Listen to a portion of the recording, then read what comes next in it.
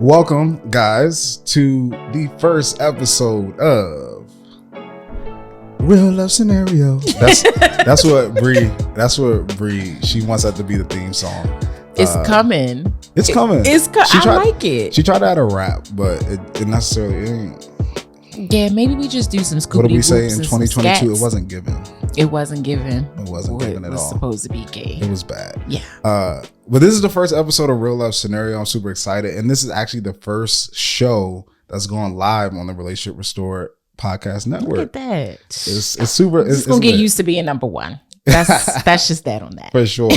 I'm super excited because I had this idea of Relationship Restored a long time ago. Yeah. In like 2019, pre-pandemic, and I came to Rhonda. It was like I had this idea for a digital media relationship like company that produces like relationship content, and I was like, I want you to be a part of it. And now in 2022, some years later, we are here and we're doing this. I know, man. So crazy. Really I know, like the excited. catchy phrase now is like manifesting. Yeah.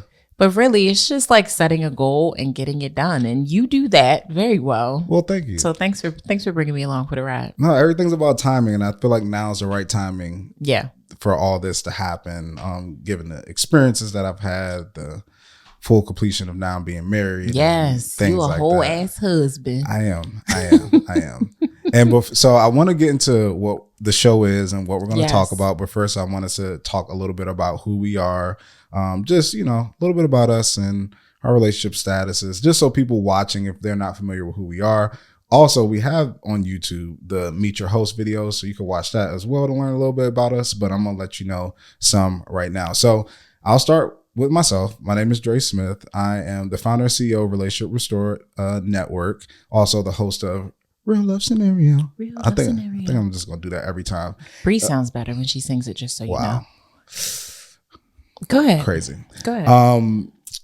Yeah, so I am the host of Real Love Scenario and Worth the Wait podcast. That's a podcast with my wife and I as we talk about our journey of waiting for marriage. So that's another thing about me. I'm married. I got married in April 2021. So 1 year. 1 year. 1 year. We made it. We have made it. It's party time. You have the cake in the freezer. Let me stop derailing. Go ahead. No cake. No cake in the cake. Okay. No, all right. No. But I'm super excited because we waited for marriage. We made it 3.5 years for marriage, and you'll get to know more about that journey through our podcast, and I'll talk about it on this one as well. And my wife and I, we have multiple businesses that we own together. I quit my job.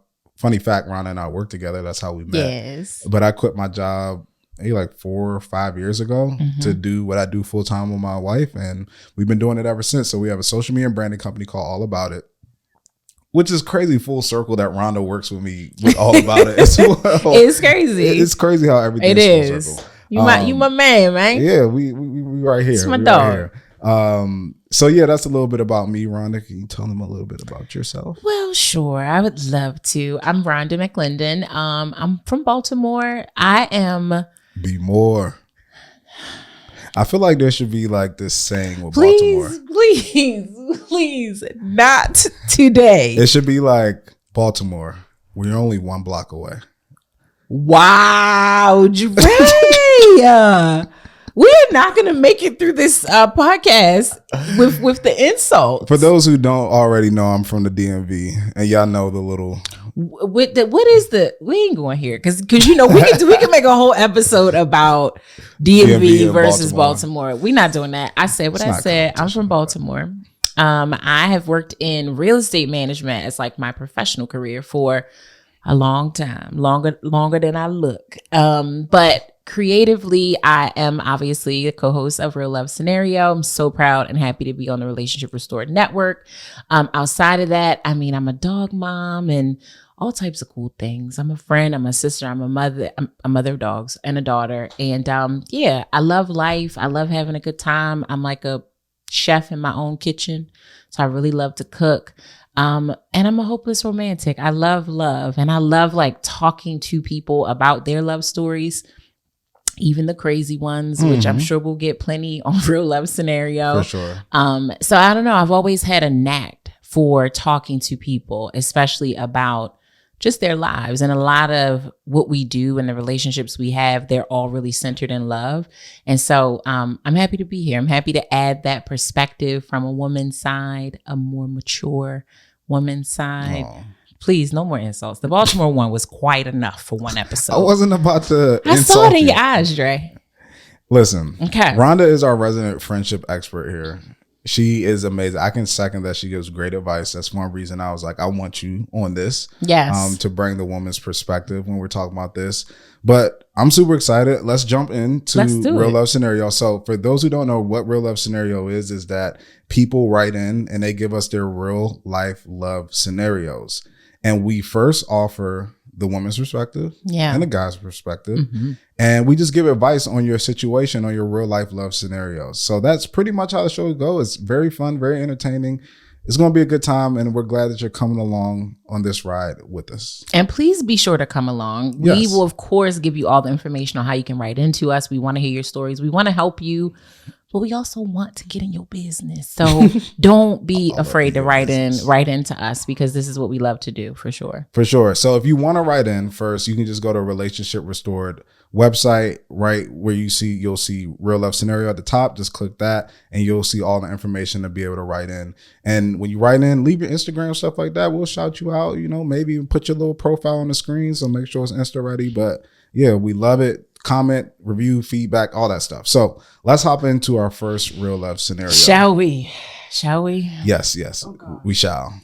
All right. So we got a cool message from T, who is from Atlanta. She says, so I'm 35.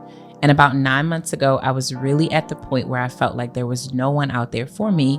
And I was content with just being alone, hanging out and going on trips with my girlfriends and just living my best life single. But then I met this man 9 months ago, and he is literally everything I prayed for in a man. Okay, T. Everyone may not find him attractive, but he's attractive to me. Important. He treats me like a queen, respects me, and takes charge as a man when he needs to. And although we go through normal relationship stuff, I feel that he is my person. However, unfortunately, there's only one little problem, and that's our sex life. Okay, I'm very sexual and I want sex to be an experience. The sex isn't horrible, but I don't think this is something that I could be okay with for the rest of my life if I make this commitment. Size-wise, he's not the biggest, but I feel I can make it work with what he has, but something is just off. But literally everything else is perfect. When I look at my horrible relationships in the past, I'm just like, dang, suck it up, because this relationship really has me questioning how important should great sex be in a relationship? Are all these people who seem to be happy in their marriage having amazing sex? I really don't know what to do. Please help me. Dang, T. Dang, sis. I understand. That's a lot to unpack. Well, first, when it comes to sexuality, I'll say sexuality is very important. Yeah. Just sex in general, like sexual attraction. Mm-hmm. I've said this before, that it's the reason why people buy a lot of things that they buy. It's why they talk to who they talk to. It's why people do a lot of things that they do, is because they're either sexually attracted to the same sex or, another sex. But sexual attraction drives a lot. It's how we reproduce. It's how it's a lot. It's a motive for a lot of things that we do in our everyday lives. For sure. So sexuality is important. Yeah. That's a lot to unpack. Listen, it really is. And I mean, it sucks, because it's like she's in such a perfect situation for herself, like going through the rigmarole of dating. And she says she's 35. So I'm sure she's dated a good amount. And then to find someone, or really kind of be at the brink of giving up, and then finding someone. Yes. Yes, I've been there. I've been in that. So Rhonda, I don't think you said that you're recently, Oh yeah, I'm newly taken. I'm in a new relationship. Very happy to be in a new relationship. I kind of light up. It's weird. That's good. It is good. It's exciting. It is. I'm not there quite right now, so let me just clarify that in this situation. But I've been in this situation before, and it is. It's a daunting feeling. It really is, when you want love and you want something that makes sense, and the person is like checking off all of the boxes, because we all have boxes. Of course, women, we have a lot more boxes. But it stinks. It stinks to have that, especially because she says she's very sexual, and I get it, because so am I. Like, as you said, it motivates a lot. I have completed better work after getting properly worked, if you know what I'm saying. So like T girl, I'm gonna give you my phone number. Slide in my DM. I got you. Need to talk. We need to talk. Well, I asked this because this is she said that she's attracted to this man. Yes. So have you ever like had bad sex with somebody you're extremely attracted to? And I say extremely because I figure most people aren't having sex with people they're not attracted to. Yeah. Right? Yes. But if you're saying that the relationship is perfect, if you're saying that everything is perfect, that must mean that there's some level of intimacy there. Yep. Things are clicking pretty much on all cylinders. Yeah. But for the sex to be bad, like, have you ever had bad sex with somebody that you're really, really attracted to? I have. Yeah, I have. And it's so disappointing. It's so disappointing. Like, cause you worked up. You know, like whatever led to that moment, just the initial, you put your eyes on them and it's like, yeah. And the expectation of what you feel like that's going to be. Oh, yeah. It's like, And then boom, it was like, damn, wow. And I couldn't do it. It happened that one time. It happened a couple times because I feel like that first time is like weird. Yeah. And it's you want to give somebody energy. Another chance. Exactly. But then I did. And it was a no. So she said that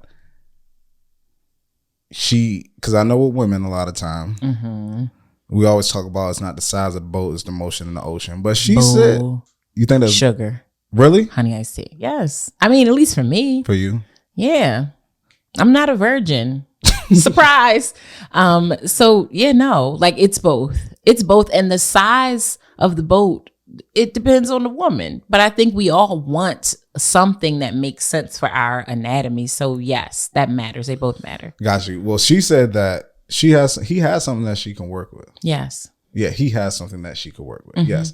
So I don't know. That leads me to believe that there's just a communication issue with them. Yeah, it sounds like it. And even if it's either audible communication, like just talking through potential expectations, but it could just be the body language too. Sometimes that is a thing. You could be having a great free flow of communication, but your bodies aren't talking the way that they need to. And that could just take time. You know what I mean? For sure. I mean, I know a lot of people, and I run into this all the time when I talk to people. A lot of people are scared to have conversations around sex. Yeah.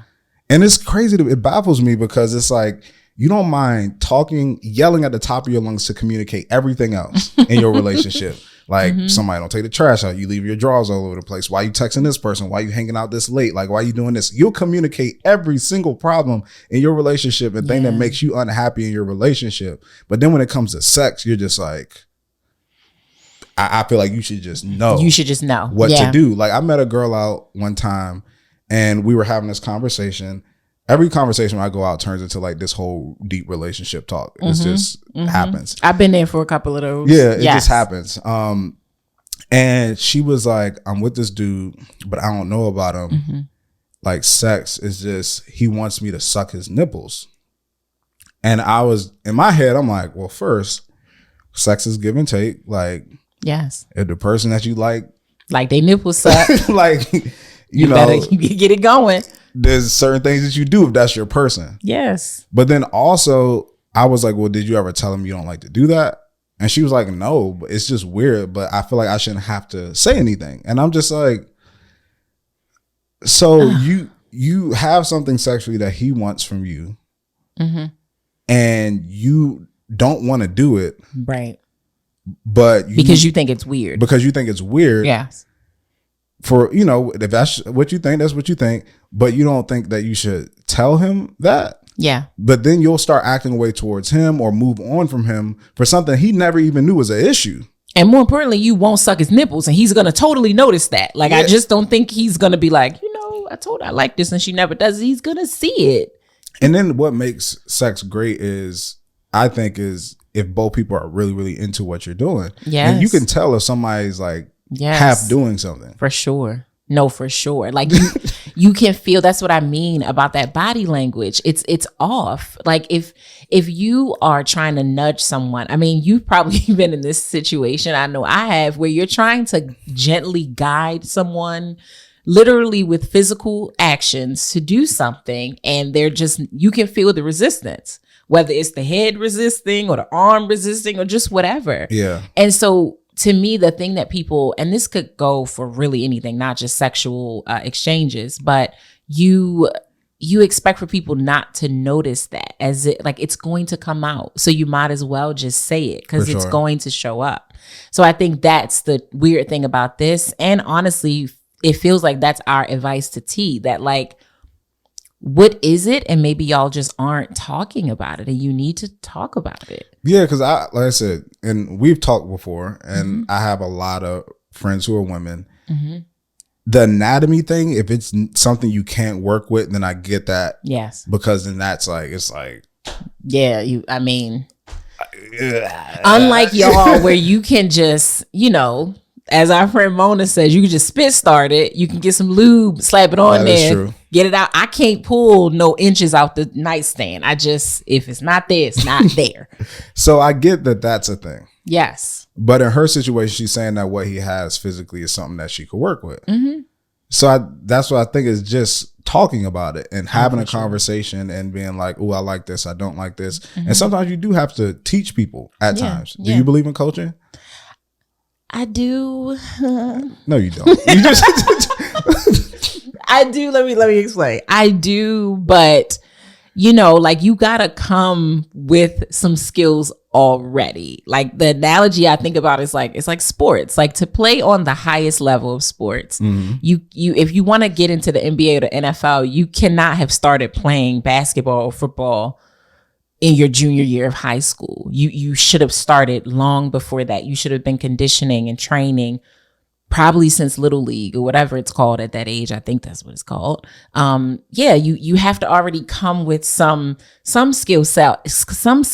And what I'm going to coach you on is just me, like my body, what I like, what makes me tick, like the guy who said he likes his nipple sucked.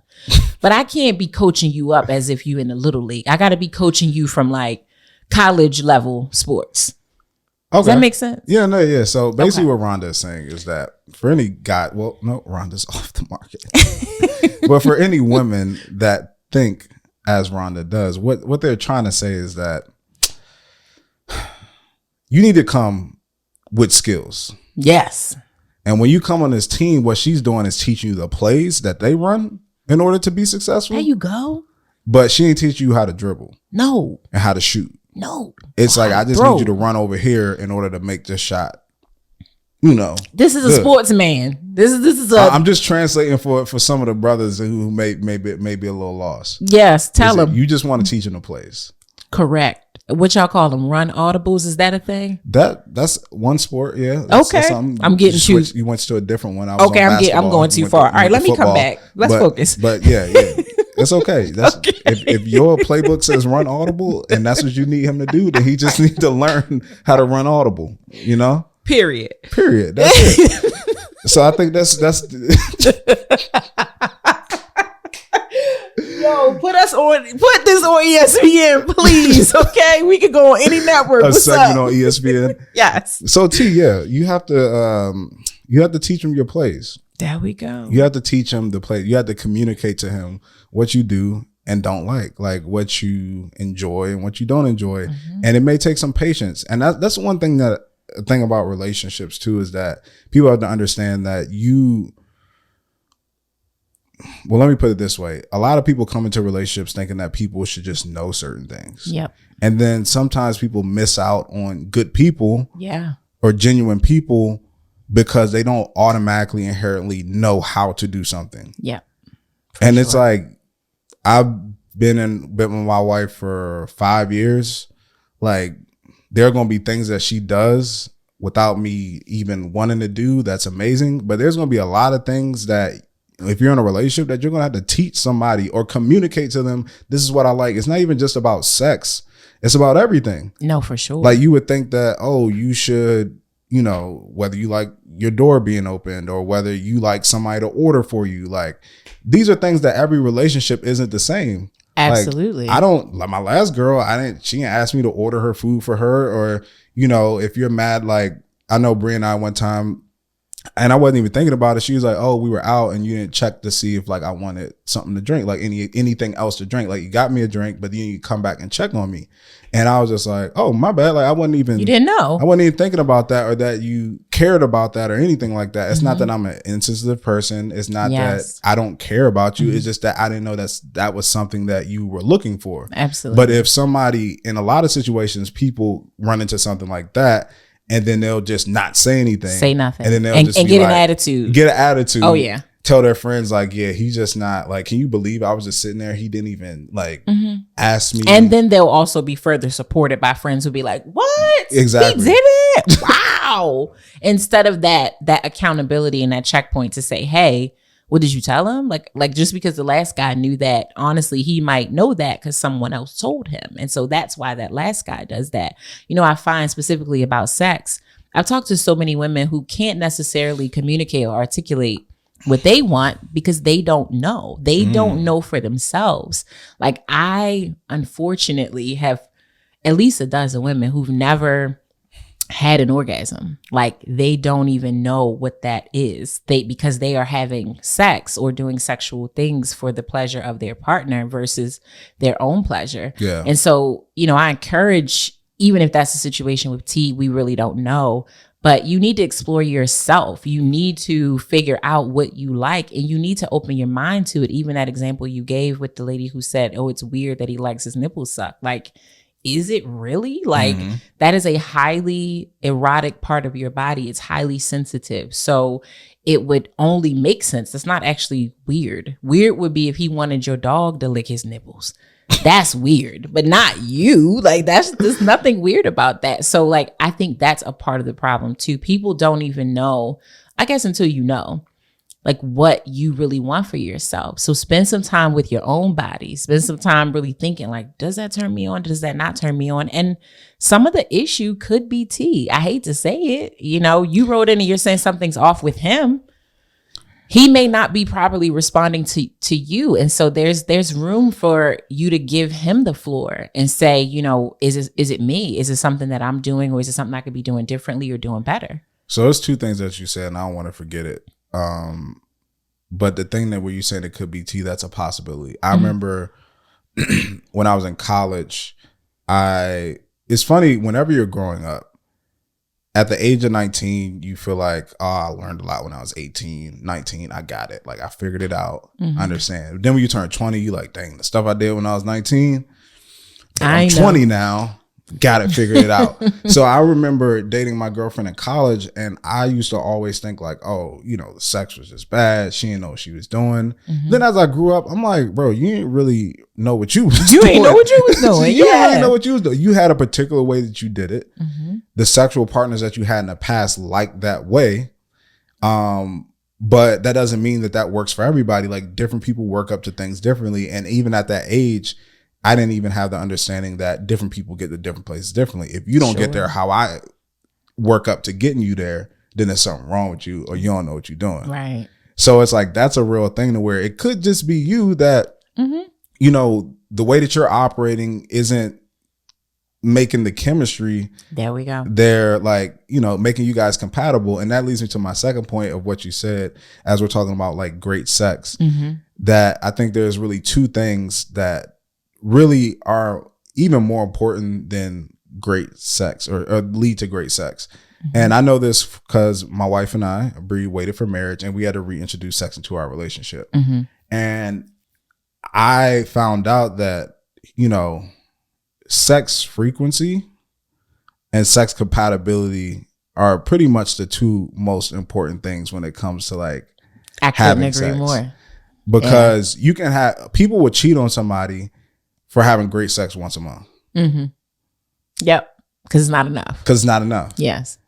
So understanding when you guys like to have it, because that could be a thing too, of why you are maybe having some issues. Maybe like you want it when he don't want it. So he's kind of doing it just to kind of do it, and he ain't putting everything he got into it.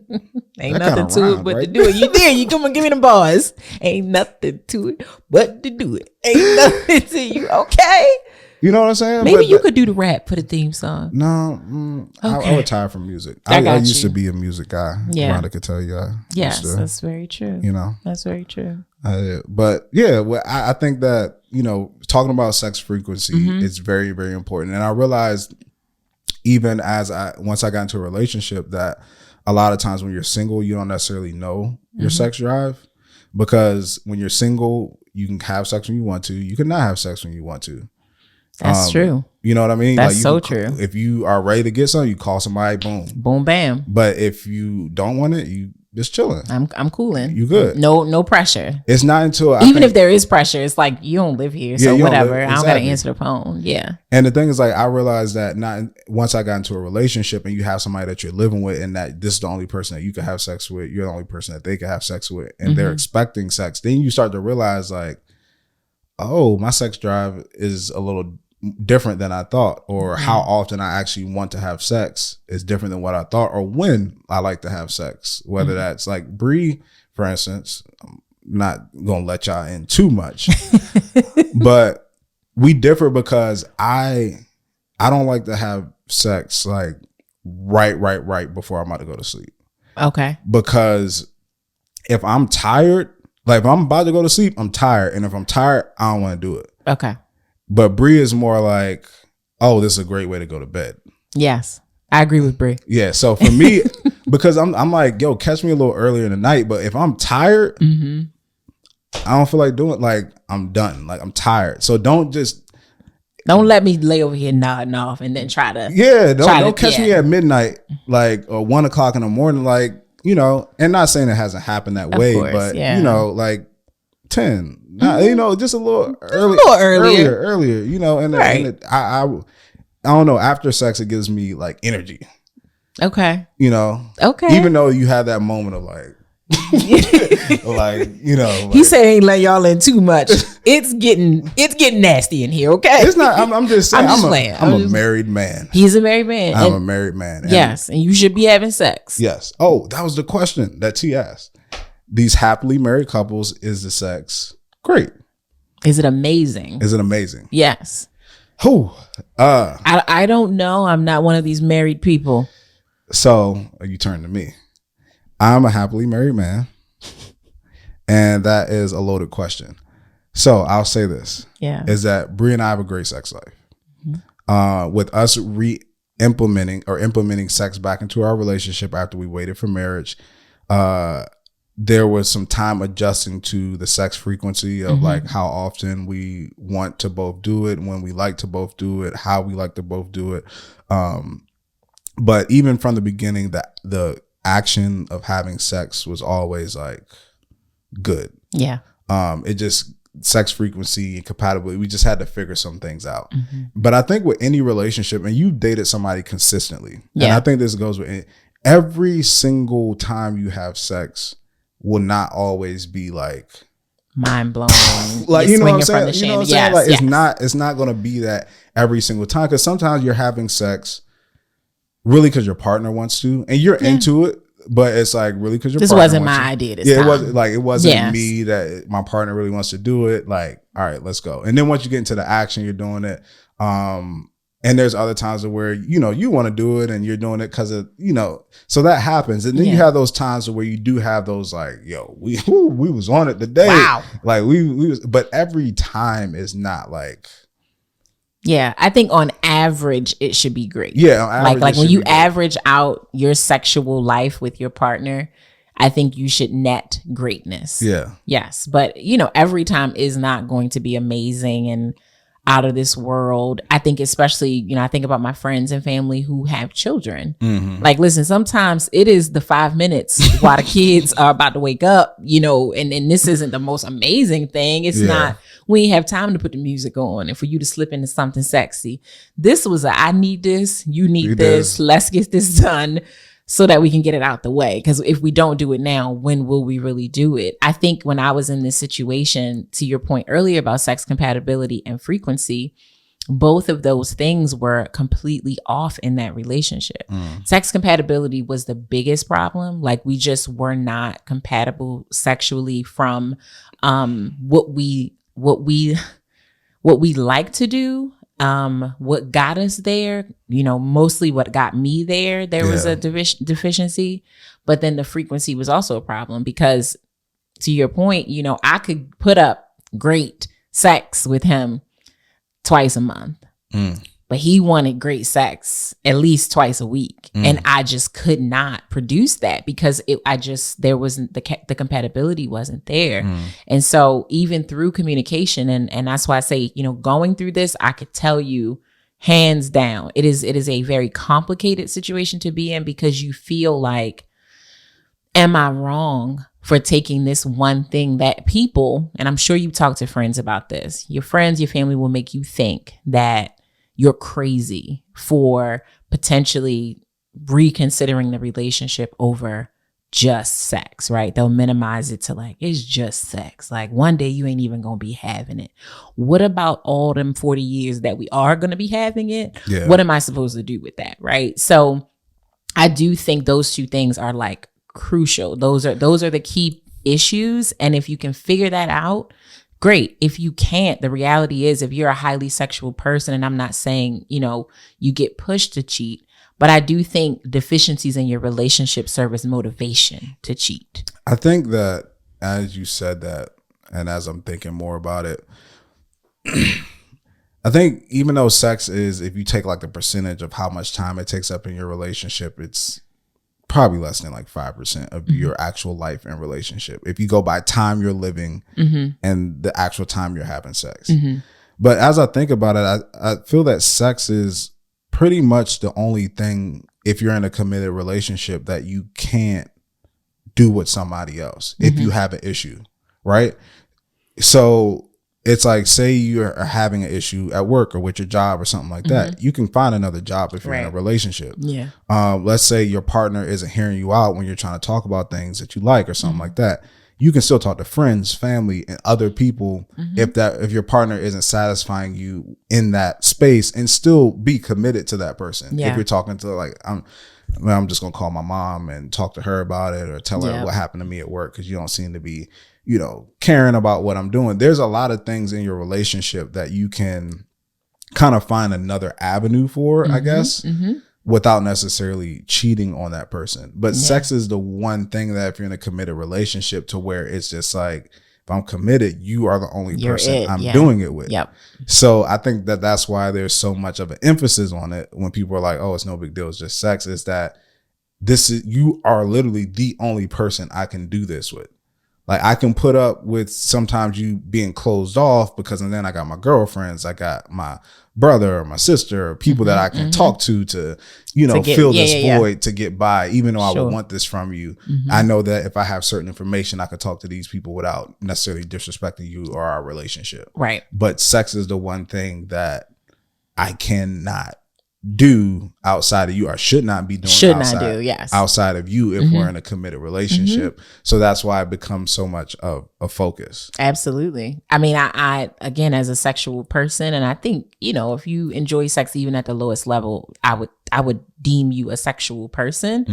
But if you are very sexual, as she said, that focus looks like the size of the house. It's not just a little plant on a stand. It's taking up the whole room. It is taking up every room in the house because it becomes this looming thing. Like, even something as insignificant as like you getting out of the shower and you seeing your partner who you probably, maybe looks good to you naked or whatever, you're going to think of intimacy. And if there's a deficiency in that department, you're going to think of that even off of something as simple as bathing. It could be something that he has on and you're like, damn, I really want to do it, but we can't because it's just like, what? It's not right. Like, it's wrong, So yes, 100% that while we do spend, when you look at it on an overall scale, we obviously spend probably majority of our time working and talking. Yeah. Sex is a small percentage of our lives until you're not having it. And then it feels like the biggest thing in the world. And it is enough, in my humble opinion, to crush your relationship if it's not something that you two can meet and feel at least minimally filled on it. Like if it's going below the level, you can't function like that. If it's at the lowest level, you can at least still keep the car running. Yeah. But once the thing goes below E, it's really over. It's really time to let it go. Yeah, those things seep into other parts of your relationship. Yeah, for sure. And you arguing about eggs, and it's not about eggs. It's not about eggs. It's sexual frustration, and then a lot of times when you're in a relationship and you're not getting what you feel like you need from that relationship, then that's what gets you to start looking in other places. Yep. It's because you're not being satisfied where you are. That's the one thing I said when I got married to Bree. It's like, I'm completely satisfied. And those words sound simple, but it's saying that like, I'm good. Like, I'm good. Like, I don't need anything else. Like, I'm good. Yeah. And if you're not completely satisfied in your relationship, it's naturally just going to happen to where your mind starts to wonder because you're not getting something that you need. That's why if you are truly committed to somebody, bringing it around circle is communicating what you need. And I would say to women who are going through this from a guy's perspective, first, be sensitive around the subject, of course, if you're approaching this, with a guy, but be honest. Like, be honest with the guy. Tell him exactly what you need. Yeah. That's one thing and we'll talk about communication and stuff probably in other episodes. But one thing I always tell people when it comes to communication is good communication is an honest communication, is an open communication. It's effective communication. And when it comes to effective communication and to communicate effectively, you have to know your partner and you have to speak the language of your partner. For sure. So one question I always ask people when they say, oh yeah, I know my person. Like I say, all right, what's the best way to deliver constructive criticism to your person for them to receive it? Yeah. I don't want to know the favorite color. I don't want to know where they like to eat.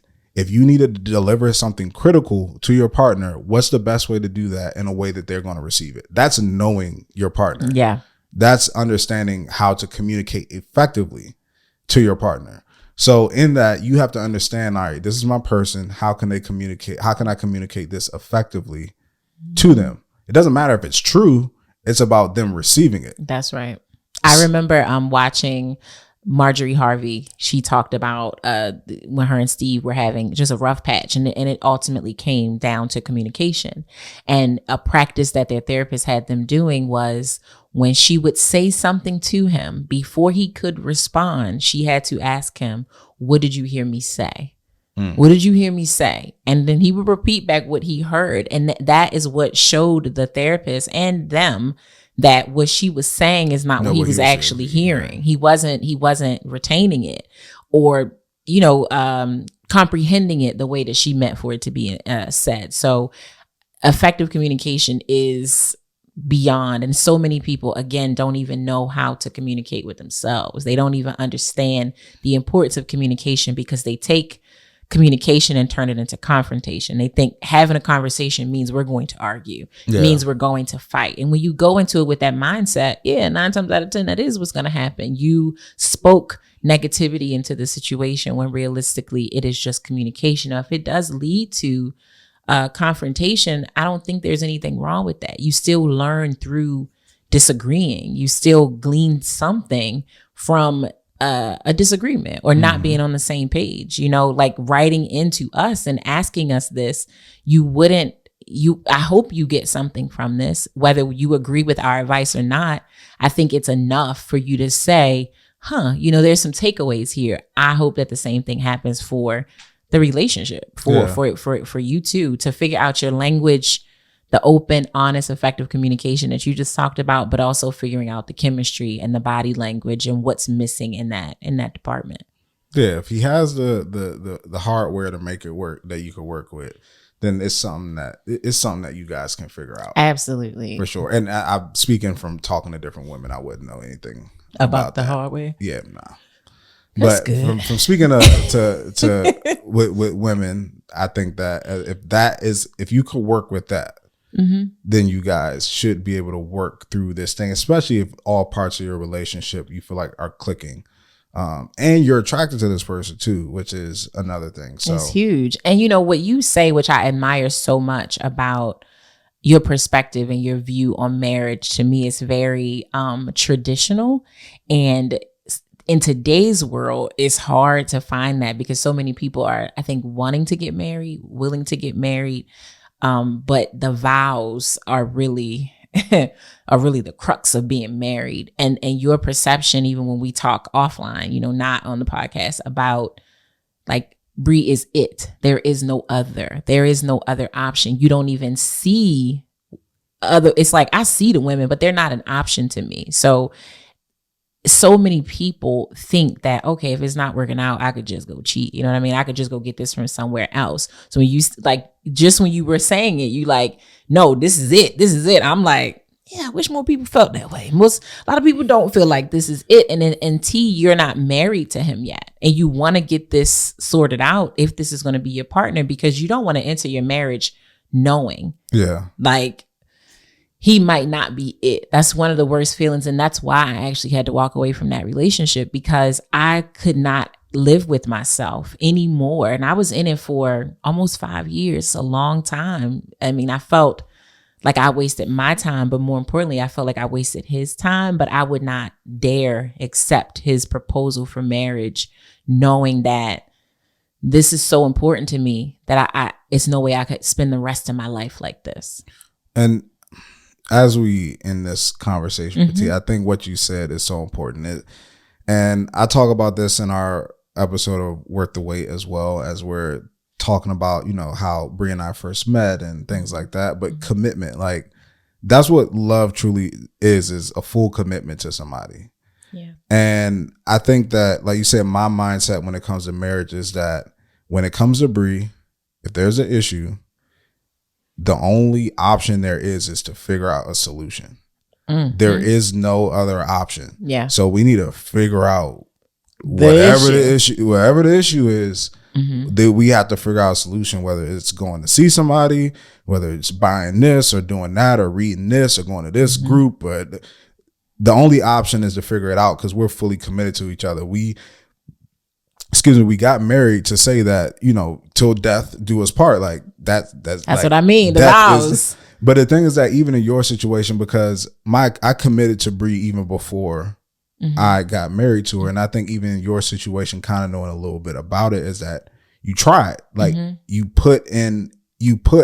were committed to that situation and you did everything that you could to try to make that situation work mm-hmm. before you were then at the point to where, like, I don't think it's going to work. Yeah. Up to and including alternative relationship design. And that is a very complicated way to say we tried to be in an open relationship and even that didn't work. Rhonda bringing a red table talk in here, alternative relationship design. Yes. We redesigned Put the that structure right next to entanglement. Yes. Right. Yes. And it still just didn't work, because that was something that he introduced because he recognized the issue, and it didn't fix the problem. It definitely did not. So I did try, and I appreciate you noticing that. Lord knows I tried. I mean, if you with somebody for 5 years, you tried. Yes. For sure. Yes. But I know, parts of, the situation that I do know that you tried. Yeah. And, I love that. If you're in a relationship and you're committed to somebody and you feel like they're worth the try, at mm-hmm. least try, mm-hmm. If and he's worth the try. Yeah. Yeah. And if it doesn't work out, it doesn't work out. Yeah. But, Oh, T. DM me, girl. But T, we hope we helped you. Yeah. With your real love scenario. Mm-hmm. We're happy for you first that you found somebody. For sure. Because it's tough out here in this world sometimes, and to find your person, even if it's at a later age than what you wanted it to be. Like we're happy that you found your person. Yes. And if this is the only problem that you guys are having, I feel like you guys are going to be good. Yes. We gave you your marching orders. Talk to that man. Talk to him. Just talk to him. Yes. If he loves you like you say he loves you, mm-hmm. he's going to do everything he can to try to make you happy. Yeah. And if you communicate, like Rhonda said, first, if you have to know what you want to communicate to him what he needs to do. That's right. If you don't know what you want first or what gets you there, you need to figure that out first. And then once that happens, then you talk to him and let him know, like, hey, this is what I need to get here, X, Y, and Z. You know, whatever happened, you know, it's happening before, you know, just wasn't really working. Be sensitive. Really working. Be sensitive. Yes, because this is a big thing. You know, when you're approaching a man about lack of sexual performance, it can be emasculating, even if you know, try your hardest for it to not be. So be very mindful of the language you use, for sure. Yeah, for sure. Yeah. Well, thank you for tuning into this episode of Real Love Scenario. The first one. Make sure you follow us on Instagram. I'm at Dre Smith. And I'm at Ronnie Cakes. And at the Relationship Restored Instagram page. And make sure that you give us your real love scenarios. Like, we want to hear about them. We want to talk about them. We want to answer them. We want to hear what you have to say so we can give our advice. And absolutely. Also, check out the comments too, because I know people are under this thing giving their advice. And let's talk about it. Let's talk about it right in these comments. We're going to be in here with you. For sure. Well, thank you for tuning in. Come back next week. We are here every Tuesday at 6:30 a.m. See you next week. Peace.